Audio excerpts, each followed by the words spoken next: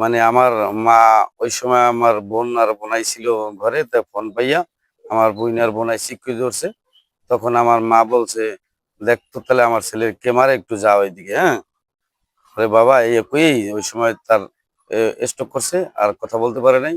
সেই থেকে সারা রাত্র তাকে নিয়ে বসেছিলাম এবং সকালবেলা 10:30টার সময় তার শেষ নিঃশ্বাস ত্যাগ করে চলে যান।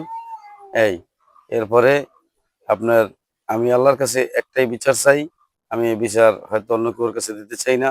যারা গণ অধিকারের লোকজন যারা এইভাবে করছেন, আরো আমার মতো মায়ের মাকে ওরে হারাইতে দিয়েন না, এটা সবার কাছে আমার অনুরোধ রইল। আমি আসছি নেলগঞ্জের তেনে আইসা দেখি যে একটা লাডি লইয়া আইছে, বড় একটা মোটা একটা লাডি লইয়া আইছে। পরে আমি ওরে ডাক দিছি যে এই বেটা কি হয়েছে, দেখি কি হয়েছে, কারা খারা। পরবর্তীতে ওই আমার কথা শোনে নাই, না শোনানোর পর যাই দেখি লিয়ার কাকায় বাবা, লিয়ার কাকারে দেখি যে মারে। পরে আমি সামনে খাড়াইছি, হ্যার সামনে দিয়ে খাড়াইয়া হে পর্যায়ে আমি একটা গায়ে হাত দিবি না। তা আমি এক সাইডে খাড়াইছি দক্ষিণ পাশ দিয়া, আর এক সাইড দিয়া যাইয়া তাহারি ইয়া এটা জহিরুল ও মারামারি করছে। যাইয়া তাহারি হ্যারে কইছে, লিয়ার কাকারে কইছে যে তোরে মারলে কেডা ধরবে।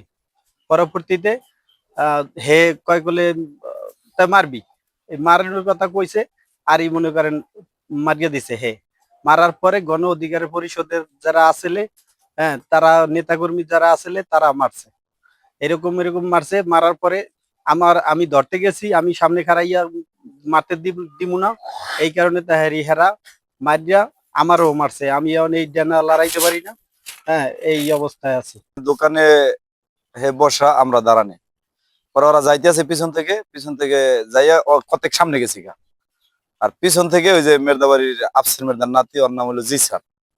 ও একটা এরকম একটা মানে গাছের লাকড়ি আর কি, ওটা নিয়ে দৌড়ে কইতেছে লিয়ার তোরে মারবো।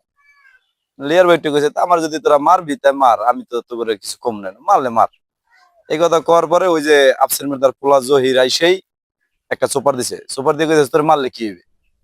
এই হেয়ার একটা সুপার দেওয়ার সাথে সাথে ওরা মানে প্রায় 20-30 জন একসাথে হের উপর আক্রমণ করতেছে, মারছে। মারার পরে আমরা ওখানে দাঁড়াইছিলাম, কিন্তু আমার এই পিছন থেকে কে যেন ধরে আমার মাথা 2-3টা ঘুষি দিছে আমার এই দিক দিয়ে টান দিয়া 3-4 জনে সরাই এদিকে ধরে রাখছে। আর হ্যারে ওই জায়গায় মারতে আছে। পরে হ্যারে মারার পরে হে লাভ দিয়া মানে মানুষজনের সাহায্যে দোকানে ঠিক আছে। দোকানে ওঠার পরে ওরা তারপর আর কি পাইতারা দিতেছে যে রিয়ারের আজকে মারিয়ে লাগবে বাজারে, এরকম গালাগালি করতেছে। মারার লেগে আর কি একটা খুবই করতেছে। রুবেল নামে একটা লোক আছিল, আরো অনেক লোক আছিল। মানে তারা প্রায় 20-30 জন একসাথে খালি লিয়ারে মারবো। পরে যে সোহেল নামে একটা লোক আছে, সোহেল মল্লিক, উনি আইসে খালি বলছে যে তোরা যে এখানে মারামারি করোস, তোর নেতা কি কেউ কইছে মারতে। সেই কথা বলার কারণে তারে আবার মারছে ওই একই লোকেরা আর কি। তারও মারছে, তার ঘুষি টুসি দিছে, জামার গেঞ্জি টেঞ্জি ছিঁড়ে হয়েছে। পরে স্থানীয় লোকজন পড়ছে, এরা আর কি এই মায়ের ছাড়াই দিছে।